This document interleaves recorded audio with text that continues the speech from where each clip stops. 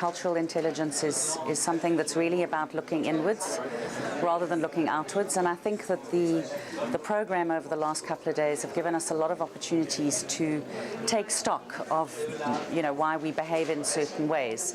I think in particular in this process, the challenge that we set ourselves and the idea that we came up with for smart cities was large and exciting, and it meant that we suddenly ended up with a group that was a lot larger than we kind of had anticipated, and it's made for some really interesting social dynamics. And I think as a group we've actually had to take quite a lot of personal stock around what is core to us, and where are we going to step in and argue a point, and where are we actually going to let a point go because it's better for the whole of the group.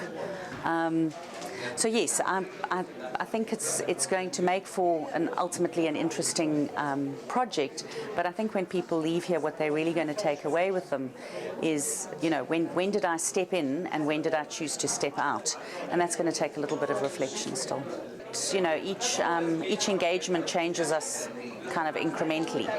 So I think you'd be hard-pressed to walk away from here, and even if you disagreed with what we've done, things would still change. You would still be different. I do think that it's going to take some personal time to actually digest why we behaved in certain ways in certain contexts. So particularly for myself, if I look at my my usual process would be to really halt the group and to ensure that we're getting sort of deep democracy. I think sometimes we haven't done that because there's been a time frame, and it's been very interesting to watch who's stepped in and chosen to kind of take the lead. Will I go away and consider whether I should have taken more lead or less lead? Absolutely, and I think those thoughts and that reflection is going to have a fundamental impact on my behaviour going forward.